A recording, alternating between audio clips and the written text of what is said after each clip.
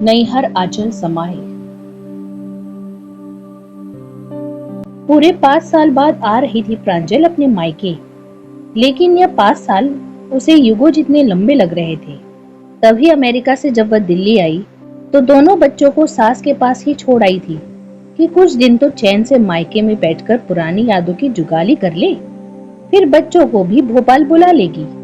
हवाई जहाज से भी वह आंखें गड़ाए शहर को देखती रही। उसका बस चलता तो पैराशूट से ही कूद पड़ती। जन्म स्थान का आकर्षण भी कितना प्रबल होता है। तभी तो जन्मभूमि के लिए लोग अपनी जान भी न्यौछावर कर देते हैं। जिस जगह पर नाभि गड़ी हो उसका मोह जन्म भर नहीं छूटता। फ्लाइट लैंड करने के बाद सामान लेने तक उसका दिल न जाने कितनी बार खुशी से धड़क गया। सामान लेते ही उसने तेजी से बाहर की तरफ दौड़ ही लगा दी। भैया गाड़ी लेकर खड़े थे। प्रांजल को गले लगाकर उसका सामान डिक्की में रखा और गाड़ी आगे बढ़ा दी। कहीं कुछ नहीं बदला था तो कहीं बहुत कुछ बदल गया था शहर में। पुरानी इमारतें वैसी ही थी, कच्ची अस्थायी दुकानों की स्थिति बदल गई थी। पुराने भोपाल को पार करके जब कार जेल रोड से होती हुई बोर्ड ऑफिस चौराहे के पास पहुंची तो प्रांजल के चेहरे पर एक लंबी चौड़ी मुस्कान आ गई, जिसे प्राजक्त ने भी देख लिया। उसने कार चौराहे से अंदर लेकर बाईं तरफ मोड़ ली और 2 मिनट बाद ही कार एक सरकारी क्वार्टर के सामने रुकी। F type 119/41। सामने लगा नीलगिरी का ऊंचा पेड़ और उसके बगल में गुलमोहर। प्रांजल का जन्म इसी घर में हुआ था। उसके पिता कॉलेज में प्रोफेसर थे। वह बहुत हसरत से अभी घर को देख रही थी कि प्राजक्त ने कार धीरे से आगे बढ़ा ली। पुलिया पर से मुड़ते हुए भी वह पीछे पलटकर घर को देखती रही। 4 साल पहले रिटायर होने के बाद पिताजी खुद के घर में चले गए और यह घर छूट गया। 5 साल पहले जब वह मायके आई थी अमेरिका से, तब यहीं आई थी। 15 दिन रहकर गई थी। अब इस जन्म में तो दोबारा यहाँ रहना तो क्या, अंदर भी जा नहीं पाएगी।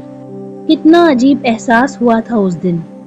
जिस घर में जन्म लिया, पली बढ़ी, जीवन के इतने सारे दौर से गुजरी, पढ़ाई, सखी सहेलियां, शादी हुई, जीवन के 25 बसंत बिताए, शिशु से विवाह तक, सोते जागते, चेतन अचेतन, हर अवस्था में जिसे अपना घर माना, महज कुछ ही पलों में एकदम से पराया करके किसी और को सौंप दिया गया। आस पड़ोस का आत्मीय भरा पूरा परिवार भी उसी के साथ छूट गया। तब से प्रांजल का मन ही नहीं हुआ कभी भोपाल आने का। वो तो माँ ने राखी पर आने की बहुत मनुहार की, तो प्रांजल को आना पड़ा। चीर परिचित मोहल्ला, स्कूल, कॉलेज, मार्केट सब पीछे छूटते जा रहे थे और कार आगे बढ़ रही थी नितांत अपरिचित कॉलोनी की ओर। शहर से बाहर बसी एक कॉलोनी में पिताजी ने घर बनवाया था। वहां पहुंची तो देखा हमेशा की तरह उसकी राह देखते पिताजी बरामदे में ही खड़े थे। कार पोर्च में खड़ी करके प्राजक्त ने प्रांजल का सामान मम्मी के ही कमरे में रख दिया। माँ नहाने गई थी, भाभी चाय लेकर आई। नन्हा भतीजा अभी सो रहा था। चाय पीकर प्राजक्त कॉलेज जाने की तैयारी करने लगा। वह भाभी और पिताजी से बातें करने लगी। माँ भी नहाकर आ गई। घर क्या बदला, तू तो मायके का रास्ता ही भूल गई प्रंजू। क्या हम लोगों की भी याद नहीं आती तुझे? माँ ने गले लगाते हुए मीठी सी उलाहना दी। 5 बरस हो गए तुझे देखे। माँ की आंखें भर आई तो प्रांजल को एक अपराध बोध सा हुआ। वह माँ से बातें करने लगी। थोड़ी देर बाद भाभी ने आकर कहा कि उसका सामान गेस्ट रूम में रख दिया है, जाकर नहा ले। Guest room? प्रांजल के मन को ठेस लगी। वह इस घर में गेस्ट है क्या? उठकर कमरे में गई। डबल बेड, एक अलमारी, ड्रेसिंग टेबल से सजा कमरा जिसके साथ वॉशरूम था। तभी माँ अंदर आकर बोली, प्रांजल देख ले साबुन वगैरह है कि नहीं। नहीं है तो मेरे बाथरूम में नहा ले, या कहे तो मैं साबुन ला देती हूँ। मेरे बाथरूम में? माँ के मुंह से यह शब्द कितने अजीब लगे। सरकारी क्वार्टर में सिर्फ बाथरूम था, न तेरा न मेरा, बस सबका था। चाहे घर के सदस्य हो या मेहमान, वह घर सिर्फ घर था। बेडरूम या गेस्ट रूम में बटा हुआ नहीं था। सब होगा माँ, भाभी ने रख ही दिया होगा, कहते हुए प्रांजल नहाने चली गई। 1 घंटा ही हुआ होगा उसे आए हुए, लेकिन अजीब सा अजनबीपन जैसा महसूस हो रहा था उसे, जैसे किसी बहुत दूर के रिश्तेदार के यहाँ पहली बार रहने आई हो। अजीब सा संकोच मन पर हावी होता जा रहा था। पुराने घर की बहुत याद आ रही थी। नहाकर आई तो सब नाश्ते की टेबल पर इंतजार कर रहे थे। नाश्ता करके प्राजक्त कॉलेज चला गया। भाभी उसे घर दिखाने लगी। नीचे 2 कमरे, एक माँ पिताजी का, एक गेस्ट रूम और ऊपर 2 बेडरूम, एक बड़ा सा बरामदा। अमूमन सोफा सेट, पलंग समेत सब कुछ नया था। बस लोग ही पुराने थे, या बस काया ही पुरानी थी। मन भी नए, घर भी नए हो गए थे। ऊपर गई तो माँ भी आ गई। कमरे देखने के बाद छत पर गई तो एक कोने में कुछ सामान पड़ा मिला। प्रांजल ने देखा, उसकी टेबल, कुर्सी और तख्त था। यह तख्त पिताजी ने खास उसके लिए बनवाकर हॉल में खिड़की के पास रखा था। दिन भर इसी पर अपनी किताबें फैलाए वह पढ़ती रहती थी और देर रात पढ़ते हुए इसी पर सो जाती। कमरे में टेबल कुर्सी जो पहले भैया की थी और उनके हॉस्टल में जाने के बाद प्रांजल को मिल गई थी, उसकी किताबें, कॉलेज का बैग इसी पर रखा था। छुट्टियों में इसी पर वह ड्राइंग करती। एक छोटा सा टेबल फैन पिताजी रात में उसके सिरहाने लगा देते ताकि मच्छरदानी के अंदर भी उसे हवा मिल सके और वह आराम से सो सके। कितना सुकून था उस हवा में जो आज एसी की ठंडक में भी नहीं मिलता। माँ, ये सामान, बोल नहीं पाई वह कि कबाड़ की तरह यहाँ क्यों पटक दिया गया है। याद आया, उस घर में यदि उसका कोई सामान अपनी जगह से हटा दिया जाता था तो वह पूरा घर सिर पर उठा लेती थी। पिताजी की सख्त हिदायत थी कि किसी भी सामान को कोई हाथ न लगाए, लेकिन अब इस घर में वह किस अधिकार से किसी को कुछ कहे। यह सामान बिका ही नहीं। अब आजकल कौन ऐसे पुराने तख्त रखता है घर में। एक कबाड़ी वाले से बोला है, वो आकर कुछ दिनों में ले जाएगा, माँ अत्यंत सहज स्वर में बोली। और प्रांजल को लगा उसके सहज स्नेह की डोरियों को जैसे किसी ने काट छाट कर छत के एक कोने में फेंक दिया है। इंसानों से ही नहीं, मन की यादें और नेह की डोरियां वस्तुओं से भी कितनी मजबूती से जुड़ी होती हैं। अगर वो वस्तुएं वहां से हट जाएं, तो लगता है किसी ने बलात् वो यादें, वो समय ही मिटा डाला है। कुछ भी तो उससे जुड़ा हुआ बचा नहीं है इस घर में।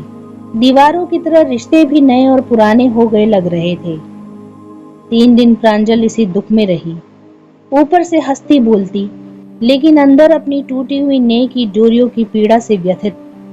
कहते हैं मायका माँ से होता है, लेकिन आज समझ में आ रहा है कि मायका और भी बहुत सारी चीजों से होता है। एक घर होता है, कुछ वस्तुएं होती हैं जो लंबे समय तक व्यक्ति से जुड़कर अपने प्रति व्यक्ति के मन में एक सहज स्वाभाविक मोह उत्पन्न कर देती हैं, जिन पर मन का एक आत्मीय अधिकार होता है और वही अधिकार भाव फिर व्यक्ति को उस जगह और लोगों को बांधे रखता है। आस पड़ोस के लोग जो अपनी खट्टी मीठी यादें, कुछ नसीहतें, बहुत सा प्यार बांटते हैं, जिनके साथ घुल मिलकर जीवन आगे बढ़ता है, वो आस पड़ोस के रिश्ते, चाची, ताऊ, मामा, मौसी, दादा, दादी, कितने धागे तो बंधे हुए थे। अमेरिका की जिस सरोकारहीन शुष्क मशीनी संस्कृति के अकेलेपन से घबरा कर वह यहाँ चली आई थी, आत्मीयता की छांव की तलाश में, वही शुष्कता यहाँ पर भी हावी दिखी रिश्तों पर। चमचमाती कॉलोनी में रिश्ते बहुत धुंधला गए थे। 5 बरस पहले प्रांजल सिर्फ घर की ही नहीं, पूरे मोहल्ले की बेटी हुआ करती थी। सुबह की चाय के पहले शर्मा आंटी गरम गरम सूजी का हलवा दे जाती थी कि प्रांजल को बहुत पसंद है। दीक्षित चाची के यहाँ से पोहा आ जाता था। यही बातें भारत को अन्य भौतिकवादी स्तर पर विकसित देशों से अलग करती हैं, लेकिन अब यह देश भी उसी राह पर चल पड़ा है। इस कॉलोनी में किसी को किसी से कोई सरोकार नहीं कि प्रांजल कौन है। आज आंचल एकदम से खाली हो गया है। लग रहा था कि मायका कहीं छूट गया है। गलियां सूनी हो गई हैं अचानक से। 5 साल तक अमेरिका में स्नेह के निर्मल झरने को तरसता अंतर्मन यहाँ आकर भी रिक्त ही रह गया। रात में गेस्ट रूम में अकेले पलंग पर पड़े हुए देर तक नींद नहीं आती थी। पहले आती थी तो पिताजी बाहर हॉल में सो जाते और माँ हमेशा उसके साथ ही सोती। देर रात तक दोनों बातें करती रहती। तब वह अपने घर की बेटी होती थी। अब इस नए घर में जैसे गेस्ट बनकर रह गई है। वह घर चमक दमक से खाली लेकिन भावनाओं से भरा था। बस बिट्टू की बाल सुलभ क्रियाओं से मन कुछ बहल जाता। प्राजक्त देख रहा था, प्रांजल इस बार कुछ अनमनी सी है। जब से वह आई है तब से उसे भी कॉलेज में इतना काम था कि चाहकर भी उसे समय नहीं दे पा रहा था। 2-4 दिन बाद तो वह लौट भी जाएगी और अगर यूं अनमनी सी वापस गई तो पता नहीं बहुत दिनों तक उसका मन करेगा भी कि नहीं वापस आने का। वह उसके मन की स्थिति को काफी कुछ समझ रहा था। उसने तय किया कि कल छुट्टी लेकर दिन भर उसके साथ रहेगा। चल, एक जरूरी काम है, थोड़ी देर में आते हैं। दोपहर के खाने के बाद प्राजक्त ने प्रांजल से कहा। प्रांजल प्रश्नवाचक दृष्टि से उसकी तरफ देखने लगी। जैसी है वैसी ही अच्छी लग रही है, चल। प्राजक्त ने उसका हाथ पकड़कर उसे उठाया। कहाँ जा रहा है अचानक, क्या हुआ? माँ पिताजी दोनों अचकचाकर पूछने लगे। भाभी भी कौतूहल से देखने लगी। कुछ नहीं, आते हैं थोड़ी देर में, कहते हुए प्रांजल को लेकर वह घर से बाहर निकल गया। कॉलोनी के बाहर निकलकर वह जैसे ही पुरानी चिर परिचित सड़क पर पहुंचे, प्राजक्त ने देखा प्रांजल के चेहरे का रंग बदलने लगा है। अपरिचितों की भीड़ में उकताए एकाकी मन को अचानक किसी अपने को देखकर जो खुशी महसूस होती है, खुशी के वही रंग एक एक करके प्रांजल के चेहरे पर आते जा रहे थे। उसकी गाड़ी सीधे प्रांजल के स्कूल के सामने खड़ी थी। अपना स्कूल देखते ही प्रांजल के चेहरे पर मुस्कान खिल उठी। किशोरावस्था, सखियों, शिक्षकों की न जाने कितनी स्मृतियां ताजा हो गई थी एक साथ। बहुत देर तक वह स्कूल के प्रांगण में गेट, दरवाजे, खिड़कियों को देखती रही। फिर कॉलेज की स्मृतियां ताजा की। गेट के बाहर चना जोर वाला काका अब भी अपना खोमचा लेकर खड़ा था। प्रांजल ने खिड़की का कांच खोला और काका को 2 दोने बनाने को कहा। काका तत्परता से 2 दोने चटपटे चना जोर ले आए। अरे बिटिया, तू तो यही की पड़ी है ना? बड़े दिनों बाद आई रही, शादी हो गई का तोहार? काका ने उसे पहचान लिया। कितना तो चना जोर लेती थी वह काका से, ढेर सारा नींबू जलवा कर। आज भी काका झट से एक नींबू काट कर ले आए और उसके चने पर निचोड़ दिया। हमें याद है बिटिया, तोहे खूब सारा नींबू डला हुआ चना पसंद है। कैसन हो काका? प्रांजल ने आत्मीयता से पूछा और 20 का नोट बढ़ा दिया उनकी ओर। नहीं नहीं बिटिया, पीहर आई बिटिया से कोई पैसे लेता है क्या? जुग जुग जियो, खुश रहो। काका ने हाथ पीछे कर लिए। खूब फूलो फलो, बेटी से नहीं तो कमाऊ बेटे पर तो हक बनता है ना काका। कहते हुए प्राजक्त ने 50 का नोट काका की जेब में जबरदस्ती रख दिया। बदले में काका ने ढेर सारी दुआओं से प्रांजल की झोली भर दी और अपनी छलक आई आंखें पोंछते हुए उसे विदा दी।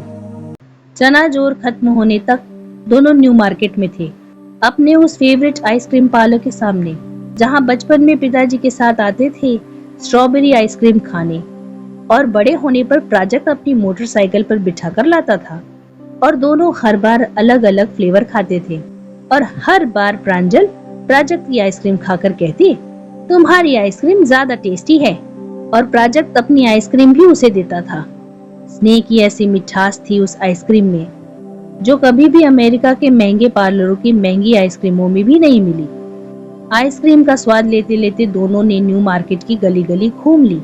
मन भरकर जब उन गलियों में घूम लिए तो प्राजक्त ने देखा कि प्रांजल के चेहरे पर 5 साल पहले वाली प्रांजल की झलक दिख रही थी। वह उसे शिवाजी नगर की चौपाटी पर ले गया, जहां दोनों अक्सर मामा भांजे चाट कॉर्नर पर आलू टिक्की और पानी पूरी खाते थे। अमेरिका में तो वह इन दोनों का स्वाद भूल ही गई थी। उसके मुंह में पानी भर आया। भांजा तो नहीं पहचान पाया, लेकिन मामा दोनों को देखकर खूब खुश हुआ। भर पेट टिक्की और पानी पूरी खाकर प्राजक्त उसे पुराने घर की पुलिया पर ले गया। शाम ढलने को थी, आसमान का रंग बदल रहा था। प्रांजल के चेहरे पर भी एक गुलाबी आभा छाने लगी थी। बचपन में दादाजी उसे गोद में लेकर इस पुलिया पर आ बैठते थे और घर लौटते पंछियों के झुंड दिखाते। फिर वह उनकी उंगली पकड़कर यहाँ आने लगी। पंछियों को घर लौटते देखकर उसे बड़ा आनंद आता। गोद से डोली तक का सफर कब तय हो गया पता ही नहीं चला। प्रांजल ने पिछला पूरा जीवन यादों में जी लिया। दाएं हाथ की तरफ पुराना घर था। क्षण भर को वह भूल गई कि अब वह यहाँ नहीं रहती। उसे लगा वह बस पंछियों को देखने पुलिया पर बैठी है। थोड़ी देर में घर जाएगी, अपने घर। आसपास के घरों के कुछ परिचितों ने देखा तो पुलिया पर ही चौपाल जम गई। वहीं चाय आ गई, कुर्सियां आ गई, चाची, ताई, मौसी, ताऊ सब आ गए। मिठाई और न जाने क्या क्या आ गया। अमेरिका की एकाकी संवेदनहीन संस्कृति की शुष्कता में इन पुलियाई रिश्तों की आत्मीय तरलता मन को भिगो गई। पॉश कॉलोनियां चाहे पश्चिमी संस्कृति में रंगी रूखी होती जा रही थी, लेकिन इन जमीन से जुड़े मोहल्लों में अभी भी रिश्तों में नमी बची हुई है। प्रांजल को लगा पंछी की तरह इस ढलती शाम को वह भी कुछ पलों के लिए ही सही अपनी नीड पर लौट आई है। स्नेह आशीषों से आंचल भर गया। कुछ खुशी के मोती भी आंखों से छलक आए। न खत्म होने वाली आत्मीय बातों से जी जुड़ गया। दूसरे दिन के निमंत्रण मिल गए। बेटी मायके आई है, बिना खाना खिलाए कैसे जाने दे, लिहाजा स्वीकार करना ही पड़ा। भरे मन से सबसे विदा ले जब वापस जा रही थी तो प्राजक्त ने कहा, मानता हूं बदलती परिस्थितियों में काफी कुछ छूट गया, बदल गया, लेकिन फिर भी तेरा बड़ा भाई, तेरा पुराना एहसास, पुराना घर जितना संभव हो सके तुझे लौटाने की कोशिश हमेशा करेगा। मेरे रहते तेरा मायका बना रहेगा। प्रांजल ने मुस्कुराकर भैया को देखा। भैया ने आज उसके आंचल में नैहर का सुख भर दिया था। मित्रों, अपने नैहर से एक लड़की का रिश्ता उस प्रेम से होता है जो वह अपने नैहर से पाती है। छोटी से छोटी वस्तु जो उसकी मीठी यादों से जुड़ी होती है उसके जीवन में उतनी ही महत्वपूर्ण है जितने कि अपरिवर्तित रिश्तों का मर्म। मायके आई लड़कियों के लिए यही सबसे बड़ी भेंट होती है कि उनके साथ वही व्यवहार किया जाए जैसा पहले किया जाता था। यदि आपको ये कहानी पसंद आई है तो इस चैनल को लाइक, शेयर और सब्सक्राइब जरूर करिए। धन्यवाद।